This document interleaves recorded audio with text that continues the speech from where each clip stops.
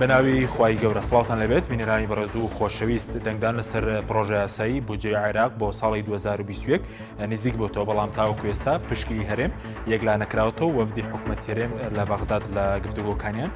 بە هیچ ئەنجامێک نەگەشتون. لە بەرنامی ئەمڕۆ لەگەڵ بەڕێز دکتۆر غالب محەممەد ئەندامی هاوپەیمانی هیوای کوردستانی باز لە دوایین زانیێرەکان لەبارەی پشکی هەرێمەوە دەکەین بە هۆکاری ئەوەی کە چێکە وەفدی حکوومەتی هەرێم لەگەڵ لایەنە عێراقیەکان ناگەن بەڕێکەوتنەوە کارەکەی چییە وایە بژاردەی ڕاستەوخۆ مامەڵەکردنی پارێزگاکان لەگەڵ بەغداد دەچێتە بواری جێبەجێکردنەوە؟ دەنگدان لەسەر پرۆژە یاسای بودجێ عێراق نزیک بۆتەوە و تا ئێستاش پشکی هەرێم بەهۆی دۆسیەی نەوتەوە یەکلا نەکراوەتەوە. با پێی زانیاریەکان دوایین پێشنیاز بۆ یەکلاکردنەوەی پشکی هەرێم ڕادەستکردنی کۆی مەلەفی نەوتی هەرێمی کوردستانە. لایەنە شیعەکان لە لیژنەی دارایی پەرلەمانی عێراق داوا دەکەن کۆی مەلەفی نەوت ڕادەستی عێراق بکرێت و لە بەرامبەریشدا پشکی هەرێم بنێردرێت. هەرچی وەفدی حکوومەتی هەرێمی کوردستانی شەڕەتیان کردوێتەوە کۆی مەلەفی نەوت ڕادەستی بەغدا بکەن و دەڵێن بۆ قەوارەی هەرێم خراپە. بەشێک لە ئەندامە کوردەکانی پەرلەمانی عێراق دەڵێن لەبەر بەرژەوەندی حزبێک نەوت تەسلیم ناکرێت و پارەی نەوت بۆ مانەوە لە دەسەڵات و سەرکوتکردنی خەڵکی ئازادی خواز بەکاردێت. سەبارەت بە مەترسی لەسەر قەواری هەرێمی کوردستان چاودێران دەڵێن گەندەڵکاران و سەرکوتکارانی ئازادی بۆ سەر قەواری هەرێمی کوردستان هەڕەشەن و لە پێناوی بەرژەوەندی خۆیان دەیان جارسوپای بێگانیان هێناوەتە کوردستان. هاوکات بۆ یەکلاییکردنەوەی پشکی هەرێم بەشێک لە ئەندامانی هاوپەیمانی هیوا و فراکسیۆنی یەکێتی پشگیری لە مامەڵەکردنی ڕاستەوخۆی پارێزگاکانی هەرێم لەگەڵ بەغدا دەکەن. ئەو داواکاریەش لە دەستوری عێراقدا ڕێگەی پێدراوە بەڵام دەسەڵاتدارانی هەرێم لەبەر بەرژەوەندی خۆیان هەر لە ئێستاوە ڕەتیان کردوێتەوە. چاودێران دەڵێن ئەگەر بەرپرسانی یەکێتی ڕاست دەکەن و خەمی خەڵکیانە و دەیانەوێت کێشەی موچە یەکلا بکرێتەوە دەبێت فشاری جدی لە حکومەت بکەن بۆ ڕێکەوتن لەگەڵ بەغدا با پێچەوانەوە دەبێت پارێزگای سلێمانی ڕاستەوخۆ مامەڵە بکات. لە دوای فرۆشتنی نەوتی سربەخۆ لە 2014ەوە قەیرانی موچە لە هەرێمی کوردستان سەری هەڵداوە و لێبڕین و پاشەکەوت و خواردنی موچە هاتەکایەوە و تا ئێستاش بەردەوامە. حکوومەتی هەرێم لە سەرەتای قەیرانەکەەوە هەموو بارگرانێکی خستوۆتە سەر موچەخۆر و کاسبکاران و چاکسازیەکانیشی لە لێبڕینی موچە و زیادکردنی بازدا کورت کردوێتەوە.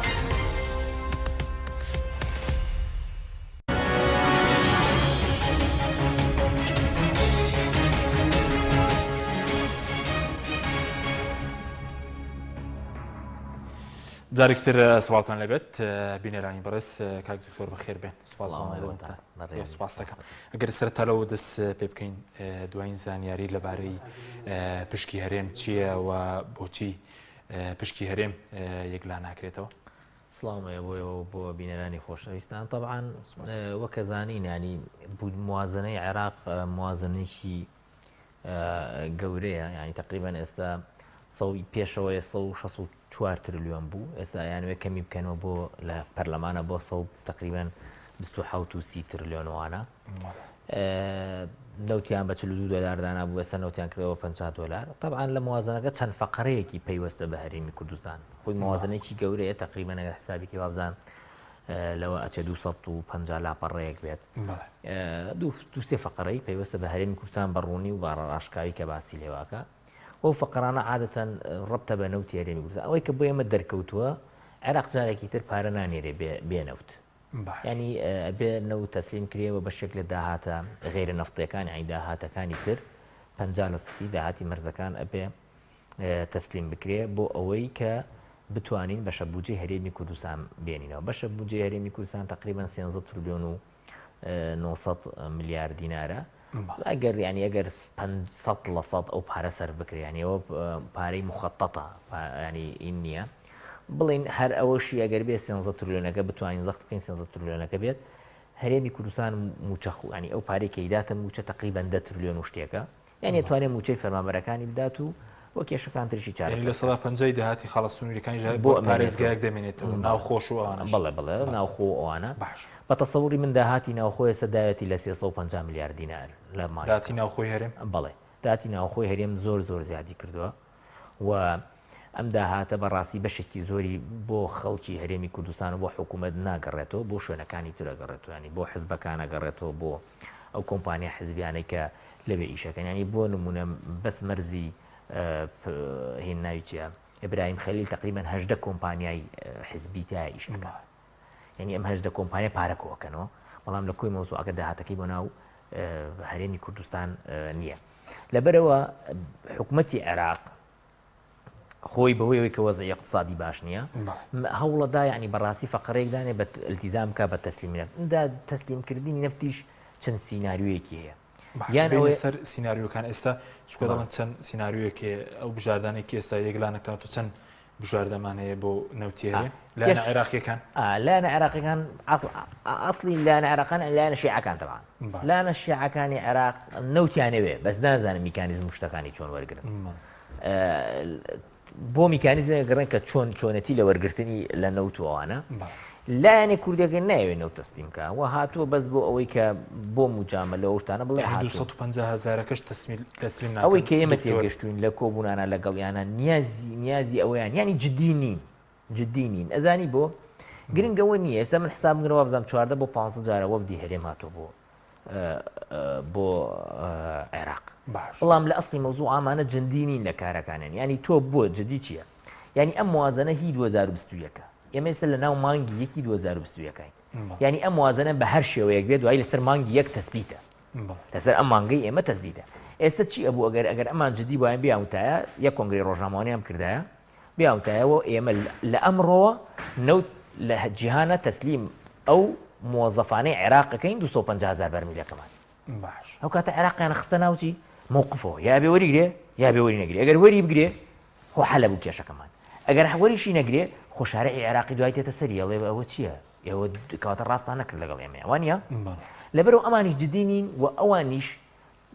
ینی پارێکی زۆریان داوە هەموو جارێک نانوێ ئەم جارە ئەم پارە بدەن ئەیانوێ مەسەلە سیادیەکان و بە تایبەتی ئەوانەی کە لە دستوری عێراقیە کە ئیتیحادیە بێ بگەڕێتەوە بۆ عێراق لە عێراقە بۆ زانیاری جەنابەت لە عێراق لە ڕووی مالیوە مرکزیە لە ڕووی سیاسی و لە ڕووی ئیداریوە لا مرکزیە باش بەسەندێکیان دەڵێن ئێستا بۆڕونە داوای تەسلیمکردنی هەموو دۆسینەوت نادەستوریە نادەستوریە لە بنەڕەتدا ئەخە تەسلیمکرد مەگەناڵم 4 سیناریۆیەک هەیە کە نەوتەکە لە جیهانە وەریگری عێراق باشە لە جیهانە وەریگرێت و خۆی بیفرۆشێت و ئەوانە ئەوە سیناریۆیەک هەیە ئەڵێ نە حەقل و شتەکانمان هەمووی بنێ ئێمە خۆمان عەقدەکانتان چاکەکەین خۆمان چی قەرزتان کردو ئەیدەین و خۆمان کێشەتان چێ لەگەڵ تورکیای حەلیەکەین بۆریە نەقڵە هەموو شتێک خۆمانیکەین گرنگ ئەوە ئێوە 13 تریلیۆنەکەتان بۆ دێ و داهاتەکەی تردانیش بۆ خۆتان داهاتی مەرزەکان و نازام ئەو شتانە ئەوە سیناریۆکی ترێ 250,000 بەرمیل نەوت بدرێ باشە ئەمە سیناریۆیەکی ترەیە بڕینی 250,000 بەرمیل بە پارە بەڵام لە پارەکە ئەوان بە سۆمۆ حسابیەکەن ئەمە هەرێم ئەڵێ من زەرەکەم بە سۆمۆ حسابی و نەوتیش نادا ینی کاتی خۆی من نەوت نادەم پارە ئەدەم اینجا ئێستا پەشیما بۆ تۆڵە نەوتە دەم پارە نادەم تا ئێستا هیچی نەداوە ینی بۆ ئەمری واقع بۆی بزانین هەرێمی کوردستان تا ئێستا بەرمیلێ نەوتی بە عێراق نەداوە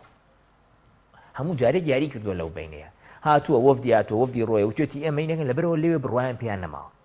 لێت ناشارمەوە خۆبات تاڵەبانی 14 جار هاتە بۆ ئەوێ یا 14 یا 13 جارە نەهاتۆ بۆ ئیتیفاقات بکە هاتووە بۆی قەسرەکانی سەر و کۆمار ببینێ و جەوی بەغا ببینێ و عیلاقات بۆ خۆی دروستکە چکە گەرەێکی دوای انتخابات بێ بە سەرۆکی کۆمار بۆ ئەوەیە زانیاریە ئێوەڵ زانیاری تر چیە ئەوە ئەم وایە باش بەس پێ دوای بەقەدەر ئەو مەسروفاتی کە کردویانە لە هاتنی وەفدانە ڕۆشتن بۆ بەغداد هیچ ئەنجامێکی هەبوو ئەوان ئەخرە زانی من یەک نمونە دەدەمێ کێشەی هەرێم و عێراق چییە نەوت نییە وەزیری نەوت کووە ناتوە بۆ بەغداد ناتوە لەم کۆبوونەوەشە نەچووە کووە یەک مختصی نەوتیان تیانە بۆوانی کاتمە من خۆم بینیانە یەک مختصی نەوتیان بەڵێ یەک مختصی نەوتیان تیانە بوو ئەی تو ئەم مختصانە کە بەرامبەر تۆ دانن هەم عێراق لە ساڵ 1970 دەرەکات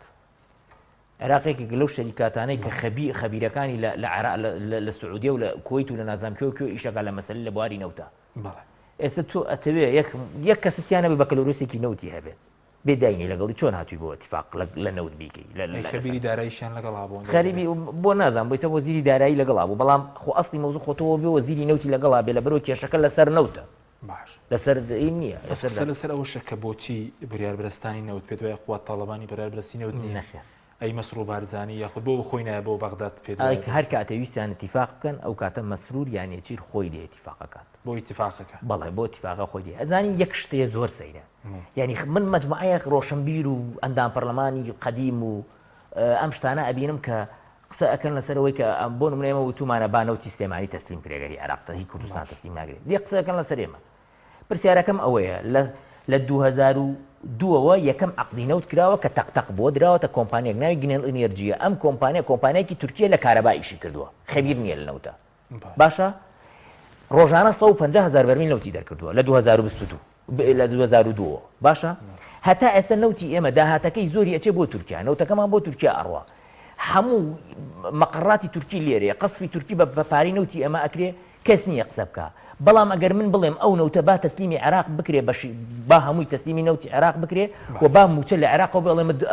ئەمە خۆفرۆشیە و نازانجی خۆفرۆشی منە ناو ئیتارێکم ناوی عێراقە سەرۆکۆمار کووردە پەرلەمانتارت کووردە وەزیرت کووردە سەفیرت کووردە عێراق موچە دەداجە جنسیەکەت عێراقیە ئەی بۆ ئەمە ناقانونیە بۆ ئەوە ناقانونی نەبێت کە تورکیا تۆ دامی تورکیا ئەەکەیت و تورکیا ڕۆژێک لە ڕۆژان دینارێکی بە ئێمە نەداوە و لەسەر ئێمە ئەژید 480 کۆمپانیای تورکی لە هەرێمی کوردستانە ئیشەکە یەک کۆمپانیان باج نادات یەک کۆمپانیا لەو کۆمپانیانە باج نادا بۆ ئەمە بۆ لەسەر ئەمە قسە ناکەن یعنی خەڵکانێک دێنێ سەر سیناریۆکە بەس وەکو ئەو گفتوگۆیەک دروست بوو لە نێوان بەڕست و قوبات تاڵەبانی لە دوایین سەردانیان بۆ بەغداد لە ماڵی سەرۆکۆمار بەڵێ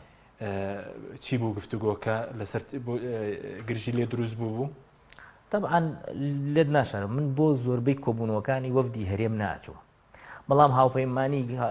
کە کۆبوونەوە هیوا کە کۆبوونەوەیان کرد بە هەمویانەوە وتیان بێت تۆ بڕۆیت و کەچکۆ من اختصاصم لە نەوت من بەز لە ژنەی نەوتم لە پەرلەمانێک لە بەتابەتی لە هاوپەیمانیەکە ئەیتر کە ڕۆشتم ڕاستەکەی من ئەوەی لە دڵی خەڵک بوو لە دڵی جەنابتە لە دڵی فەرمانبەرانە لە دڵی مامۆستا لە دڵی ئەو پیاوەڕیش سیپیەیە کە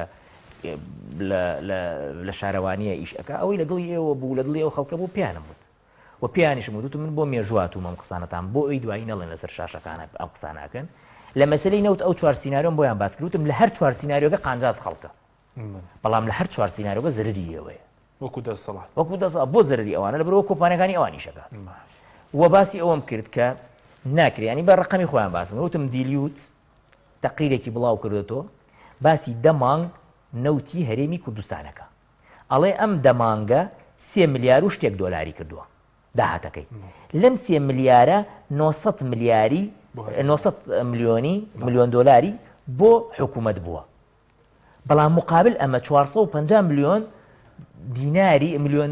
دۆلاری بۆ شەریکەی کار بووە وتم من لاقم چیە شەریکەی کار استیفادە بکەم کی کێشەی منە شکار و قەیوان و ستێر و نازام ئەمانە استیفادە ئەوەی کە بۆ کار و بۆ تورکیا ڕۆژە بەز لە کرێی بۆرێکە 708 ملیۆن دۆلار بەڵێ یعنی ئەوەندەی هەرێمی کوردستان 708 ملیۆن دۆلاری بۆ ماوەتە کەواتە لێکەوە کرێی بۆرێکە خەڵک هەرێمی کوردستان بەو خەڵکە و بەو 6 ملیۆن خەڵکە و بەو سەروەت و سامانەی نزیکەی تورکیا و کۆمپانیای کاری بۆ ماوەتەوە باشە وتم ئەمە چ قانجازێکیە بۆ خەڵک بەڵام یەکشتم پێوتن کە زۆرین بوتم ئەم نەوتە تەسلیم کەن بە هەر شوێنێک بێ بە 250 بێ 250 بێ هەمووی تەسلیم کەن 13 تریلیۆنتان بۆ دێ موچەی فەرمانبەران 10 تریلیۆن و وابزان 500 ملیۆنە وتم ڕێک ئەتوانین موچەی فەرمانبەران بدەین وتم بەڵام ئەگەر ئەمە تەسلیم نەکەی کەواتە داهاتەکەت زیاترە لە 13 تریلیۆن یعنی پێویست بە ڕقم ناکە یعنی ئێستا من ئەمە ئەڵێم ئەمەم بەرێ 13 تریلیۆنتە دەمێ ئەی تۆ نایدی کەواتە ئەمە ئەڵێ کاکە گرانترە لەمە چۆن من دەمێ کەواتە یعنی من 13 تریلیۆن زیاترم دەست دەکەوێت کەواتە لە هەردوو حاڵەتەکە تۆ بێ موچەی خەڵک بدەیت بەڵام بەداخەوە وەڵامیان چی بوو ئەو وڵامەی ئەوان من معقول من نەچوو عەقڵمەوە وەکو خۆمش لەسەر وڵامی ئەوان ئەگەر قسە ینی فکر بکەمەوە و بۆ چوونم هەبێ ئەوان بۆ ڕێکەوتن ناتبوون چونکە ئەو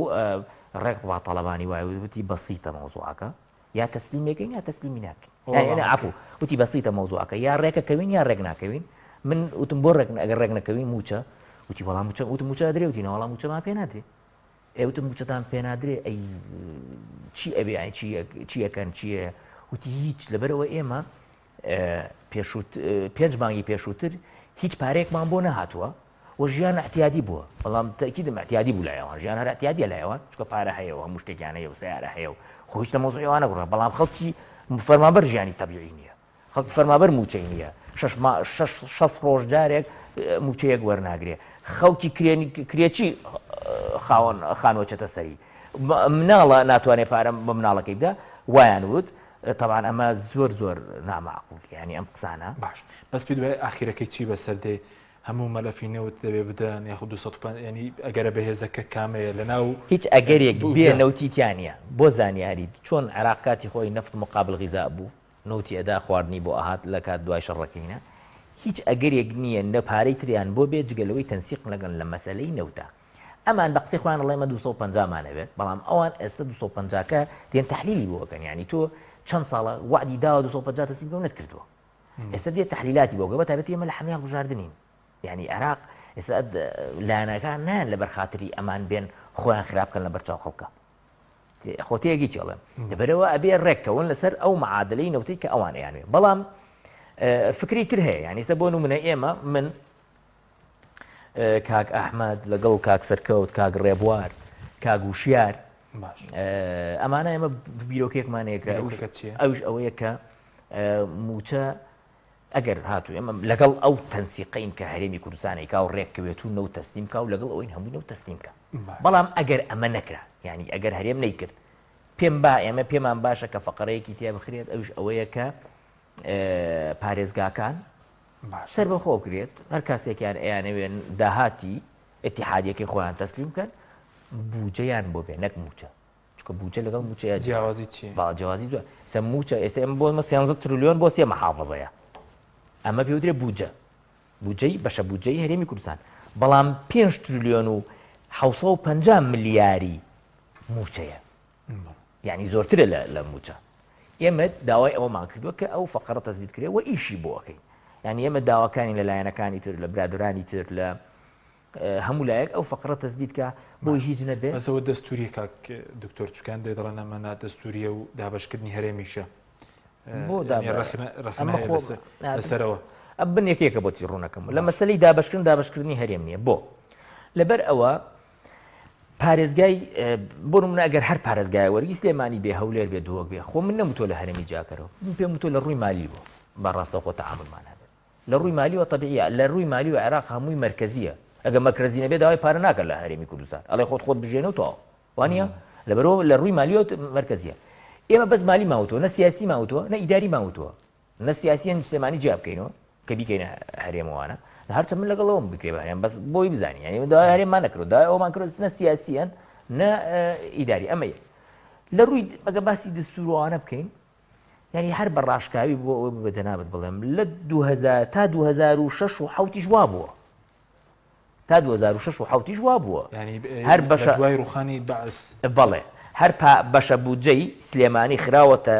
تەیارە خراوەتە یا تەیارە بڵێن خراوەتە سیارە چەند من پێم وایە زۆربەی بە تەیارە هاتووە لە مەتاری سلێمانی دابەزیوە لە بەغا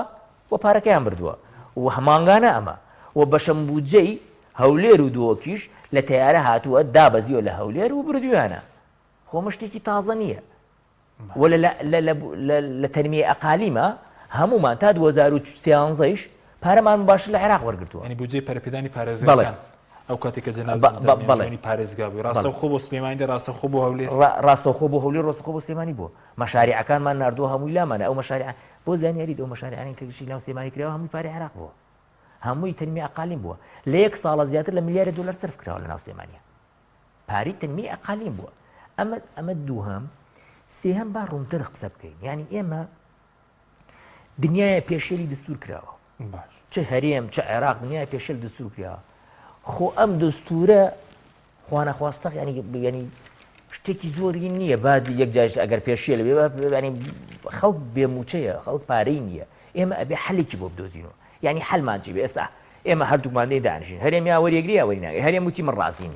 جارێکی تر بگەڕێن بۆ ڕوبع موچە و نیمنی موچە ینی دەوا قەراریان وایە وای لێ بکەن تەمان ئاگادار بە ینی ئەگەر ڕێک نەکەون لەوەچە 50% موچە بدەن وەگەر بتوانن 30 ڕۆژ جارێکیش بیدەن بۆی خەڵکەوە بزانێت لە ئێستا خۆی بۆ حەزرکە لەوە چێ 50% موچە بدەن اینجا بەڕاستی ئەو کاتە ئەم خەڵکانی کە لە سلێمانی یان لە هەولێرن بۆ نمونە یان لە هەر مەحافەزەیەکن ئەگەر خەڵکی مەحافەزەکەی خۆیان خۆشەوێت و ئەیانەوەی خەڵکەکەیان سەربەرز بژیت و ئەیانەوەی خەڵکەکەیان موچەی خۆیان لە کاتی خۆیان وەرگرن داهاتەکان خۆیان تەسلیم بکەن یعنی وەکو کوردەواری ئەڵێ جارت پاک بوو لە هیچ ناترسی ئێمە ئەگەر ئەم نەوتە بۆ خۆمان نییە بۆ کۆمپانیەکانی خۆمانمان نییە بۆ عائیلەکەی خۆمانمان نییە فەرموو تەسلیم یەکەم خۆ نەوت چییە نەوت هەر پارەیە پارەکەم بۆ دێ لە جاتیەوەی تر بۆچیمە بەڵام هەرێمی کوردستان ئەم نەوتە بەڕاستی بەلا ڕێیا براوە داهاتەکەی بۆ شوێنی تر ئەڕوە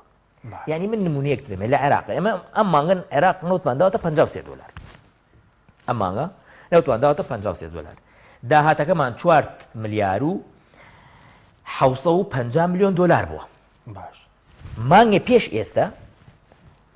نەوتماندا بە $47 داهاتەکەمان 4 ملیار و 150 میلیۆن دلار بووە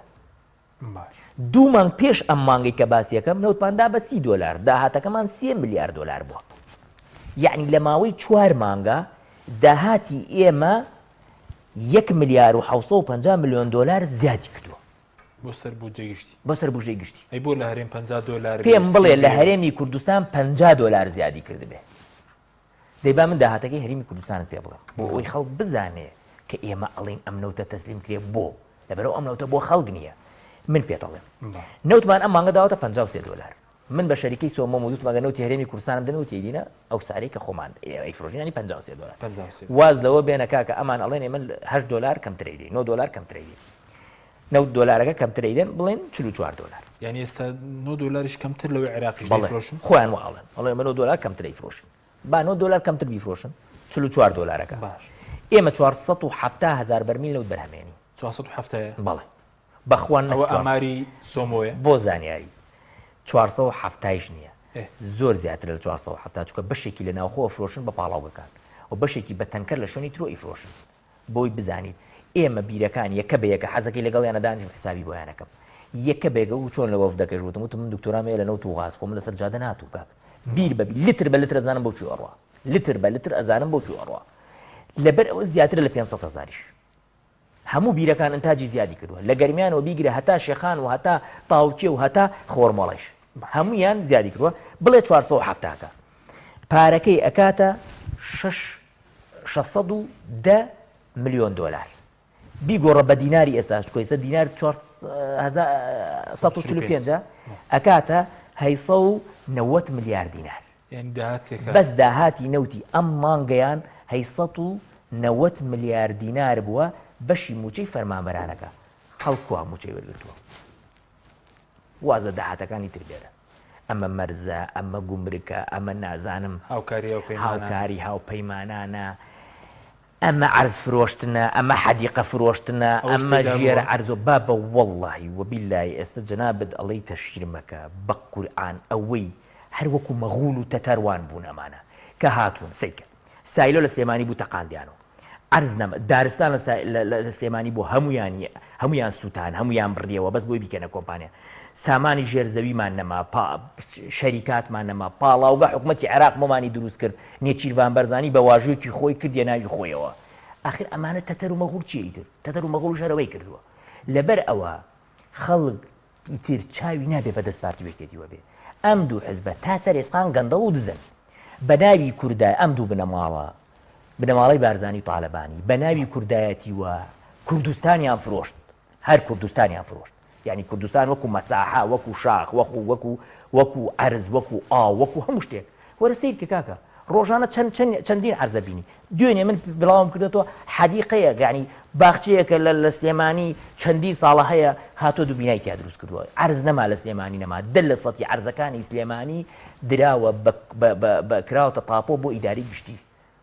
ئیداری گشتی دائیرە هەیە لە نظامی سەدام حوسێنە هی دائیرە بووە کراوە بە ناوی ئیداری گشتی یەکێتیوە ئیداری گشتی بە ئیجاری دادە دائیرەی حکومی یعنی ئەمە بەڕڵاهیە ئەم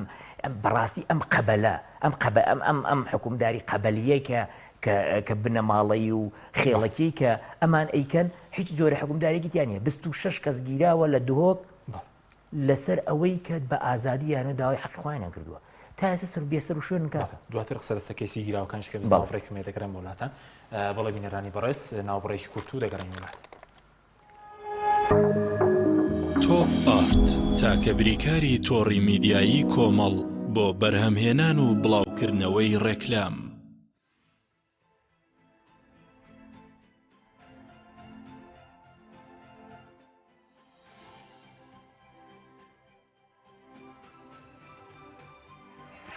بەخێر بن بۆ پرۆژەی بران بازار. پرۆژەی بران بازار لە ناوهۆڵی کارگەیچکەری سلێمانی با بەشداری چەندین کۆمپانیای ناوخۆیی و دەرەکی وەکو وڵاتانی مسر و سعودیە و سریلانکا و ئۆکرانیا و عێراق و ئێران.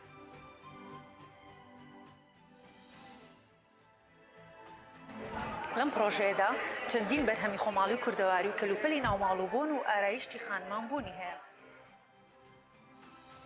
پرۆژەی بران بازار تاکو بەرواری حوتی 2021 ڕۆژانە لە کاتژمێردەی سەر لە بەیانی تاوەکو نوێی شەو کراوە دەبێت لە هۆڵی کارگەیچکەری سلێمانی.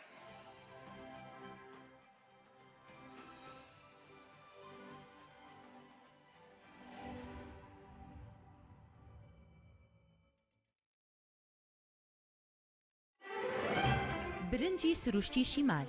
لەسەر خواست و داوای زۆری هاوڵاتیانی خۆشەویست دوای گەڕان و هەوڵێکی زۆر لە باشترین کێڵگەکانی وڵاتی ئێران ئەم جارە برنجی سروشتی شیمال باشترین و خۆشترین برنجی دەنەکخڕی شەژمانگەی دەرەجەیەکی ئێرانی بۆ ئێوە هێناوەتە کوردستان. ئەم برنجە دەنەکخڕا باشترین و بەتانترین برنجی گردەی کێڵگەکانی ئێرانە. ئێمە کێڵگە بە کێڵگە گەڕاوین بۆ ئەوی باشترین برنجی سروشتی و بەتام و خۆش بۆ ئێوە بدۆزینەوە. بە چاڵتوکی لە جوتیارەکانمان کڕی و خۆمان کڕەمان کردووە تاوەکو دڵنیا بینەوە لە پاکی و پوختی برنجەکەمان. ئەم برنجە پڕ ڤیتامین و کانزای سروشتیە بەبێ مادەی کیمیایی و پارێزەرە. لەگەڵ ئەم برنجە هیچ خەمی بەرزبوونەوەی شەکرە و کۆڵسترۆڵت نەبێت چونکە برنجێکی ئۆرگانیکە و پڕە لە مادە و کانزای سوود بەخش. هەروەها ئەگەر تەنیا برنجی سروشتی شیمال بخۆی هیچ خەمت نەبێ قەڵەوت ناکە.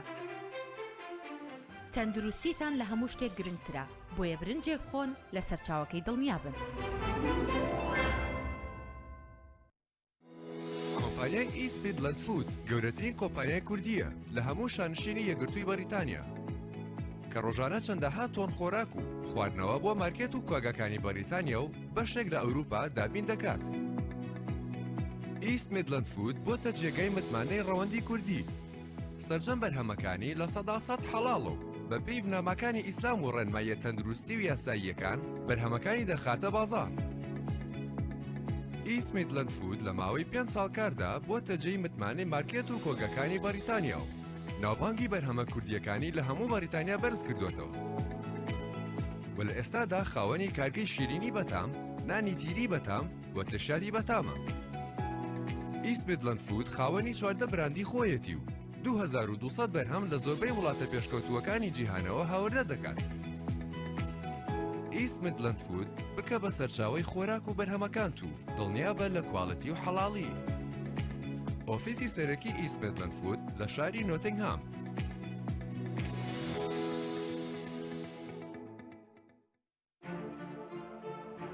بە باشترین کواڵەتی دەستمان پێکرد و وەک هەمیشە باشترین بەرهەم پێشکەش دەکەین. کارگەی هەڵاڵە بە ئەزمموی 12 ساڵی ڕابردوو لە دروستکردنی بوتڵی غازی ماڵان کە ئێستا لە تەواوی کوردستاندا بوونی هەیە بەردەوامە لە خزمەتکردن و ئێستا هاوشێوەی کارەکەمان تەمکی غازی LPG بە هەموو قەبارەکانیەوە بە باشترین کواڵەتی و ستانداردی ئەوروپی لە ژێر چاودێری کواڵەتی کۆنتترۆلی حکوومەتی هەرێم و کۆمپانیایەکی تایبەت بە چێککردنەوەی تانکەکان لە ڕووی کواڵەتی و دانانی ئەکسسواراتی ئیتاڵی بەردەوامە لە بەرهەمهێنان. ئێستا هاوڵاتیان و هاوردەکاران دەتوانن بێ دوودڵی تەمکی غازی هەڵاڵا بەکار بهێنن کە گرنتی 100% لەگەڵە بۆ ماوەی 10 ساڵ وەک هەمیشە لە هەرزانی نرخ و باشی کواڵەتیدا بێڕکابەرین. کۆمپانیای هەڵاڵا باشترین جۆر سەلامەتی هەمیشەیی.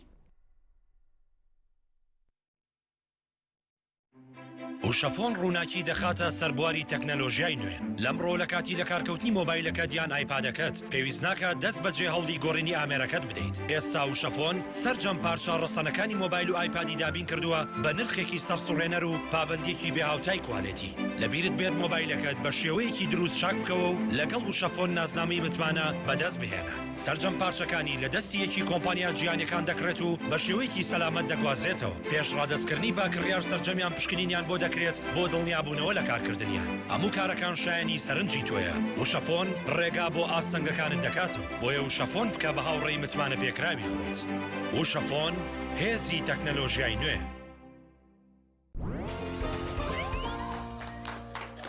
ئەزیزان خۆشەویستەکاتینەوە بۆلاتە لەم بەرنامەیەدا خۆشترین و باشترین جە بساڵ دەبژێرین سەرەتاش لە بەشداربووی دەستە چەپمانەوە دەست پێ یەکەین پرسیاری یەکەممان دەڵێت کام لەم تامی جوفسانە خۆشترینە سرکە مریشک ئیندۆمی پەنیر ئیندۆمی وەڵامەکە زۆر ڕاستە ئێستا دەچینە لای بەشداربووی دەستە ڕاست پرسیاری دووەممان دەڵێت کام جۆری جبس منداڵە زیاتر ئارەزووی دەکەن سەدڵ کیسە خێزانی هەمویان بە دنیایەوە هەمویان وەڵامەکە زۆر ڕاستە ئازیزان خۆشەویستان بەشداربەکانمان خاڵەکانیان یەکسانن کۆتا پرسیار ئاڕاستی هەردووکیان دەکەین کامیان زووتر وەڵامیاندایە دەبێتە براوی پێشبڕکێکەمان پرسیارەکەشمان دەڵێن هەموو ئەوانەی کە وتمان لە چ جبسێکدا هەیە بۆسە ئەوانەی کە باسمان کرد بەس لە جبسی نینیایە لە هیچ جبسێکی تران نەم خواردووە ئەوە تا لەناو جانتاکەشمان پێما حەزەکان خۆشتان تاقیکەنەوە دڵنیام هەڵبژاردنە ڕاستەکە جبسی نینی بێگومان وەڵامەکە زۆر ڕاستە دڵنیا بڵنینیە ئەو جبسەی وێنەی نییە کەرتامێکی بێخۆشە بۆ من بۆ ئەو بۆ تۆشە ئادەی پێم بڵێن چییە؟ نینیە هەر نینیە جبسی نینی تامێکی لە یاد نەکراوە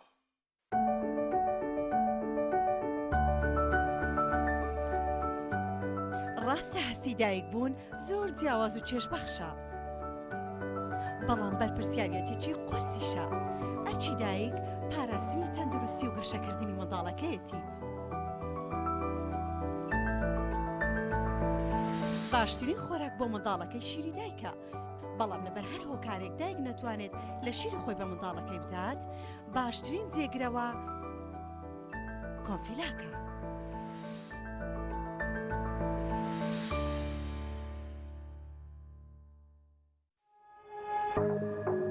تۆپ ئارت تاکە بریکاری تۆڕی میدیایی کۆمەڵ بۆ بەرهەمهێنان و بڵاوکردنەوەی ڕێکلام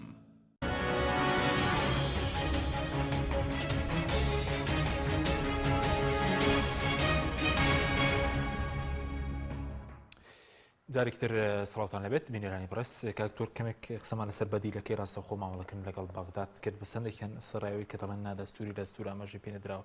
بەزیست ئەگەر پێ دوایە سلێمانی دەتوانێت ئەوە بکات طبعا سلێمانی ئێمە باسی ئەو داهاتانە بکەین کە ئیتیحادیە باش سلێمانە تقریبا بە گەرمیان و بۆ منطقانەی کە لە سەرەتی تقریبا 65,000 بەرمیل لەوت بەرهەمێنێ باشە بەڵام بەڕاستی سلێمانی و گەرمیان بە تایبەتی گەرمیان احتیاتێکی زۆری غازی هەیە ڕۆژانە 430 میلیۆن پێسێجا غاز بەرهەمێنێ لە گەرمیان بەڵێ کارەبای هەموو کوردستان لەسەر گەرمیانە خۆش لەوەیە ئەم کارەبا ئەم غازە ئەبەن لە مەحەطاتی تەولیدی کار و سمس و محەطەکان کە عایدن بە کاروانەوە ئەحمەد ئیسماعیل کارەبا تەولید دەکا بەس کارەباکە بۆ خەڵک نییە ئەی بەن ئیفرۆشنە مووسڵەوانە ئێمە چیمانەوێ ئەمانەوێ ئەو بەشە کە ئیفرۆشینە مووسڵ بیدەنە عێراق بۆ ئەوەی ئێمە موچەکەی وەرگری ینی بتوانین موچەی خەڵک وەرگری تێگەشتی خۆ یعنی ئەو داهاتانە ئێمە داهاتێکی کەمە بۆ نمونە ئەو 7,000 بەرمیلە ئێمە 7,000 بەرمیل لەوتیانە دەینێ بەڵام لە جاتی ئەوە ڕۆژانە ملیۆنێک لتر بنزین وەرەگرین هین وەرەگرین ئەڵێ ئێمە نەمان ئەگەرەتانەوەی خۆمان لە بەڵاوگا خۆمان تەسویەکەن ینی مقابلەوە شت زۆر وەرەگرین لەگەڵ ئەوەشە داهاتەکانمان لە مەرزەکان ئەم مەرزانە بەڕاستی خۆت ئەیبینی 60% داهاتی بۆ هینیە طبعا بۆ زانیاری قاچاقچیەکان چوونە کامیریان بۆ حکومەت داناوە لە مەرزەکان بە ئەوە ئێڵێن لە ڕوویە بە وەفدی حکوومەتی شموت بە ئەم جارە بە وەفدی حکوومەتم وتم توخوا عیب نییە لە بری ئەوەی حکوومەت کامیرە بۆ قاچاقچی دانا بیگرێسە قاچاقچی کامیرە بۆ ئێوە دانا بیگرێت لە مەرزەکانە کامیریان دانا بە تایبەتی مەرزی پەروێزخان کامیرە دانراوە و تەحەداکە مەگەروانە بێ بچن بگەڕێنی دۆزنەوە کامیرە داناوە قاچاقچەکان یانە بزان زەرەر چەندێکن و قاندان چەندێکە لە بری حکوومەت ئەوانە چەند کامیرە دانن ئەوە عیبە نییە ئەوە شەرمە نییە و بەخۆیانیشم وت لە کۆبوونەوەکە وتم پێم وتم عیب نییە اینجا لەگەڵ ئەوە یعنی تۆ ناگرێ تۆ غازی هەموو کارەبای عێراق دەی هەموو کارەبای هەرێمی کوردستانە دەی کەچی ئێمە کارەبامانێ کاکە لە سلێمانی 7 ساعات کارەبایە لە سلێمانی 7 ساعات کارەبایە بە هەر بەڕن و ڕوونی و ڕاشکایی بە ئەمە بڵێ من 3 ڕۆژە پلاندانم بۆی خۆم بشۆرم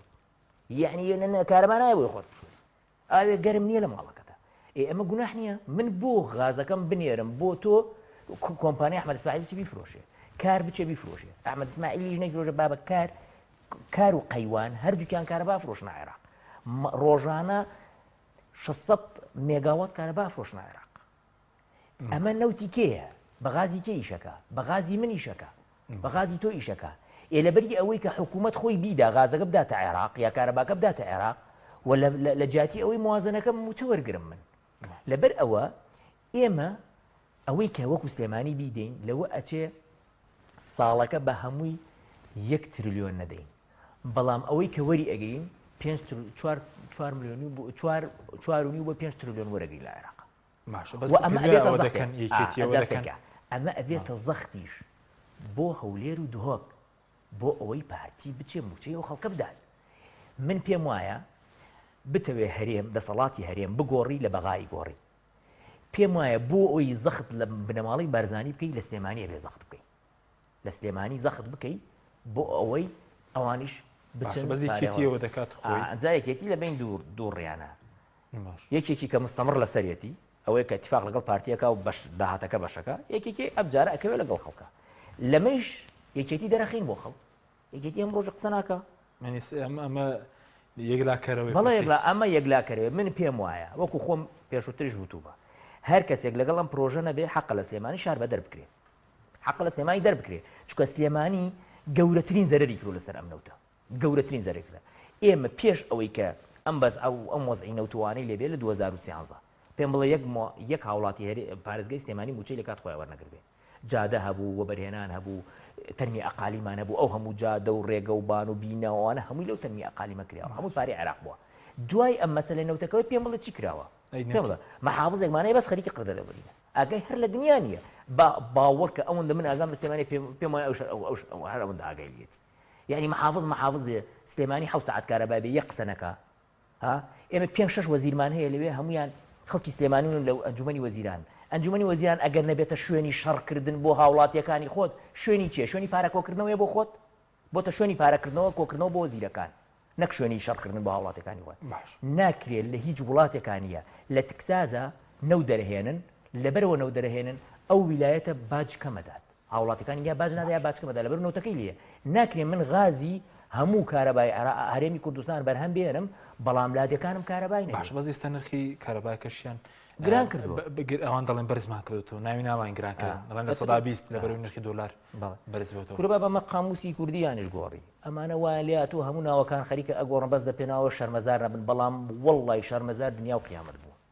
وەڵڵاهی من لە جاتی ئەوە من سەر خۆم هەڵەگرم ئەخ مرۆڤێک کە نەتوانێت موچەی فەرمانبەرەکانی بدا کی مرۆڤە کی حکوومەتە ئەمە حکوومەتی چی حکوومەتێک نەتوانێت من پێ دەڵێم قاچاقچی کامیری دانا بۆ حکوومەت کەچی حکوومەت دەبێت قەیندانە دوو مەرزەیە ناویسی میلکا و وەلیدە ئەو دوو مەرزە داهاتەکەی لەم داهاتی مەرزی ئیبراهیم خەلیل زۆرترە کەچی بە دوو دەست دوو کۆمپانیاستێر و سەلاحەدینێکێکی نێچیرێکێکی مەسرورە و بەدڵی خۆیان داهاتەکەی کۆەکەنەوە خەڵکیش بێداهاتە خەڵکیش پارەی نییە یعنی ئەمە ئەسڵی مەوزوعەکە بە پیانش هەڵی کاکە بۆ ڕێک ناکەوێت ئەڵێ بەسیتە مەوزوعەکە یا ڕێک یا ڕێک واکو وایە بۆ هات تۆ وەرە لە هەولێرە بێ بۆ بەغا بڵێ بەسیتە ڕێکەکەم یا ڕێک ناکەم تر بۆچی هاتووی باش بەس وەکو نرخینەوت کە دەڵێن نرخینەوت بڵین بە نرخی سۆمۆ واتای چی هەرێم دەتوانێت ئەم بژاردەیە جێبەجێ بکات کە خۆیان دەڵێن نرخی سۆمۆ چی ئێستا ئێمە نەوتمان ئەمڕۆ لە سۆمۆدا ئەم مانگەدا ومانەتە 53 دلار دێن ئەو 250 کە ڕەتی 53 دلاریەکەن پارەکەی چەنی کرد لێ یەبڕن ئەوە پێوترێن نرخی سۆمۆ کە ئەمانوانیە ئەمان نرخی کەمترەی دەن چکە ئەمان متفق کاکە ئەما قاچاقچیەکەن ئەمەکەی نەوت فرۆشترە نەوت لە عالەمە برانتی هەیە لە عالەمە تەعاملی خۆی هەیە سووقی هەیە عقوداتی پێشوەختی هەیە کە تۆ ئەبێ عقد بکەی ئەمجا ئەبێ ڕێنجدانەی لە عقدەکاندا بۆ نمونە ئەڵێ ئەگەر نەوت ئەوەندە بەرز منش ئەبێ بۆ ئەوەنە ئەنجا بۆ زانیاری ئەم نەوتە کە دروست دەگرێت ئێستا بۆ نمونە ئێمە نەوتە دەینە کوێ لە عێراقا زۆربەی نەوتەکەمان یا بۆ سینە یا بۆ هەندە ئێستا جاجا ئێستا بۆ ئەمریکای ئەنێرین بۆ مصری ئەنێرین بۆ شوێنانەی ئەنێرین بۆ لەبەرەوە ئەوان لەوێ پاڵاوگەیە دروست دەکەن بۆ نەوتی ئێمە چکە هەر پاڵاوگەیەک و لەسەر مواسفاتێکی نەوت ئیش ئەکات بەس ئەمە نەوت لەناو باخیرەیە سوڕیەدەن وەکو تەماتە و بامیە هەر کەسێک گرتی ئەیبات و ئەیفرۆشێت و عیلاقاتیان نژێ کاکە ئێمە وەرەقەمان لایە نەوت بە ئیسرائیل فرۆشن نەوت بە ئیسرائیل هەموو بانگە نەوت بە ئیسرائیل فرۆشن نەوت بە تورکیا فرۆشن یعنی تورکیا هیچی نییە نەوتی هەیە نەغازی هەیە و هەموو لەسەر نەوت و غازی ئێمە ئەژین و هاوڵاتیانی ئێمە بابە باش. والله وبالله دوێنێ ماڵە تەلەفۆنی بۆم کرد آخر خوا یعنی تۆ وڵاتێک ڕۆژانە 500,000 بەرمیل لەو دەرکە ماڵە تەلەفۆنی بۆم کردووە ئەڵێ نەوتمان نییە بکەینەوە ناو سۆپەکەمان بەتانیمان داوا دەسەر خۆمانە ئەخی بابە والله مەگونا کاکە والله وبالله نەوتی سپی یانی هەر دابش نەوتی سپیەوە 50 میلیۆن بەرمیل 50 میلیۆن لتر نەوتی سپیمان هێناوە بە تەواوەتی دابەشی ناکەن بە تەواوەتی دابەشی ناکەن ئەچن بەشێکیان داوەتە کۆمپانیایکی حزبی لەمێ کۆمپانیایکی حزبیش لەوێ سعرەکەیان گران کردووە و بە ڕێک و پێکی دابەشی ناکەن و بەشێکی هەر نامێنێ تۆ چیەکەی ئیتیفاقی لەگەڵ عێراق ئەمە لێ دروستە بێت یعنی لە کۆتایی مەوزوعەکە ئەوەیە کە داهاتی هەرێمی کوردستان زۆر زیاترە لە باشە بەس بەدی لە حکوومەت چیە ئەگەر بۆ نمونە نەوت تەسلیم نەکە یاخود باز بڵێکێک کە نەوت هەرێم عێراق دەستی بەسەردا بگرێگە نەوت تەسلیمەکە شتیوە لە ئارادایە عێراق لە مانگی 4 سکاڵای تۆمار کردووە دژی تورکیا و مانگی 4 ئەمساڵ مانگی 4 ئەمساڵ ئەیجولێنێ ئەمە 26 میلیارد دۆلارەکە کێشەی عێراق و تورکیا لەسەر ئەو بۆرێنەوتەیە نابێ ئەو بۆرێنەوتە لە کات خۆیان کاتی عەقدیان کردووە نابێ بۆ شتی تر بەکاربێنی ئەبێ بە ڕەزامەندی عێراق بەکاربێنێ لە مەسەلەی نەوتی هەرێمی کوردستان ڕەزامەندی نەداوە عێراق ئەو بەکاری هێناوە ئەمە یەکێک لە سکاڵەکان سکاڵایەکی تریش هەیە هەر خۆی کاتی خۆی وزارەتی نفت بەرامبەر بە ئاشتیێورامی و ئەوانە کردوێتی لە کاتی فرۆشتنی نەوتی کەرکووکە یعنی بۆ زانیاری ڕۆژی وا هەبوو ملیۆنە بەرمیل نەوتیان دەرکرێنەوە هەرێمی کوردستان و فرۆشتیانە بە نەوتی کەرکووکۆ بەڵام لە ئاخرەوە 26 میلیارد دلار قەرزار بوون و 20 موچەی خەڵکیانەداوە کاکە گیان ئێمە هاتوین دیفاع لەو خەڵکەکەین هاتوین باسی ئەومان کردووە و تومانە موچە لە کاتی خۆیان بدەن یان نەوت تەسلیم بکەن بۆی پارەکەتان بۆ بێ و موچە لە کات خۆیان بدرێ یان کە نەوت تەسلیم ناکەن نەوتەکە بفرۆشن موچە لە کاتی خۆیان بدەن مەسرور بارزانانی لە بری ئەوەی بێ بڵێ دەستان خۆش بێ هاتۆ مجموعەیە سایتی خۆی هەیە بە ناوی باز و شە و چرکە و مرکە هەموو ڕۆژە بوختمان بووەکە هەموو ڕۆژە مەشاکلمان هەموو ڕۆژە قسەمان لەسەرەکە تەشیر دنیامان پێکە ئاخر تەشیری خۆ بینیتان کە خۆ مامۆستا عەلی باپیری کردووە وانە ئەمە بۆ لەبەرەوە مامۆستا عەلی باپیر ئەم کەناڵەی هێناوە ئەم کەناڵەی خزوەتە خزمەتی دەنگە ناڕازیەکانەوە خۆ هیچی تری نەکردویان چی کردووە دیفاعی لە خەڵک کردە هەر ئەوەندەیە ئەم کەناڵەوەی کە بەرامبەرێک تەنان لەبەرەوەی دیفاع دەکەن بەتەکید وەڵڵاهی ئەوەی لە باز و وشە و چرکە وەصف کرا بە باشی وەڵڵاوە خیانەتکارە وەڵڵا خیانەتکارە وەڵڵاهی ئەوەی لە باز و چرکە و وشە بە باشی بە خراپی باز کرا وەڵڵا ئەوە هاوڵاتیەکی پاکە و دیفاع لەو خەڵکاکە ئەگینا ئەم سێدانە ئەوەی سەرپەرشتی ئەکات مەسرور بارزانی خۆیەتی ئەی بە سەرۆک وەزیران بی پیجی فەیکت هەبێ ئەی بە سەرۆک وەزیران بی پارەت سەرف بکەی بۆ ئەم پیجانە بۆی قسە بە خەڵک پێ دوای دەبێت کۆمەڵی ئیسلامی بەردەوام بێت لەبەرەی خەڵک لە میدیاکەش بەتەکی بۆ زانێ من چەند جار لای چەندجام تە باسم کردووە نازانم ئەگەر خەڵک گوێی لێ بۆیانە لەم میدیاکەیە باسم کردووە تاکە کەناڵێک کە من قسەی تیا بکەم و مەجالم دەن قسەی تیا بکەم خۆی من نایڵ قسەی شتیا بکەی تاکە کەناڵە مەجال دەی قسەمان تیا ئەم کەناڵی ئەوەیە بۆ سوپاسی بەڕێوەبەرەکەیەکەم بەڕاستی لەوە چە زەختی دنیای لەسەر بێ ئەمە قسە ناکەین بەڵام ئەوتە زەختەکانی قبول کرد لەبەر ئەوە ئەوێ دیفاع لە خەڵکە ئەمە ئەوە ئەگەیەنێ ئەم کەناڵە بۆ تەشتێک لە بەرچاویان یانوێت تێکی دەن نەیهێڵن چکە ئەمە خەتەرە بۆ ئەوان هەرکە قسەیان پێ بکە یانەی کوژن یان ئاوی سوعاتی بشتێن بەڵام خۆش شاری شەبوو لەسەر جەنابەت بۆ هەوڵی تیرۆرکردن هەبوو بە کورتی بێسپاس بەڵێ فشارێکە بوو لەسەر لەسەر من و کاگوشیار من چوبنە سەر ماڵەکەشم لە کەلار بەڵێ لە کەلار و چوبوونە چای ئەو شوێنانێکە من لە شوێنە گشتەکان زۆر دانیشم شوێنانێکە من دانیشم چوون پرسیاروانەیە کردبوو بەڵام دەبێەوە بزانیانی ئەم شتانە شتی مناڵانەیە بۆ زانانی مخابراتی عێراقیش تەداخولی کرد تەداخولی کرد و تەلەفۆنی بۆم کرد و ڕۆژەکانی دیاری کرد کە ئەو ڕۆژانە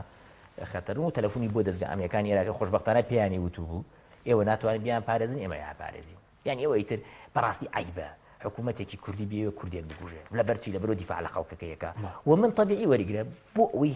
هەردوو بنە ماڵەکە ئەمە بزانم من وەکو خۆم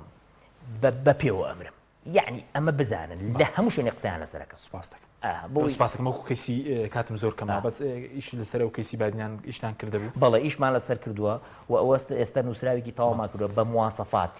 ناوەکانمان داوە کەی گیراون بە کۆمسیۆنی مافی مرۆڤ لە عێراقا و ئەمانەوێ بیکەین بە ئەنگلیزی ئەگەر کاکسەکە بتوانێت بیکا بە ئەنگلیزی بۆمان بینێین بۆ هەموو سەفارەت سپاسان دەکەم زۆر سپاس بەڕێز دکتۆر غالب محەممەد ناوی پەرلەمانی عێراق سپاس دەکەم سپاس بۆ بینێرانی بەڕێز سپاس بۆ هاوکارانم خواتان لەگەڵ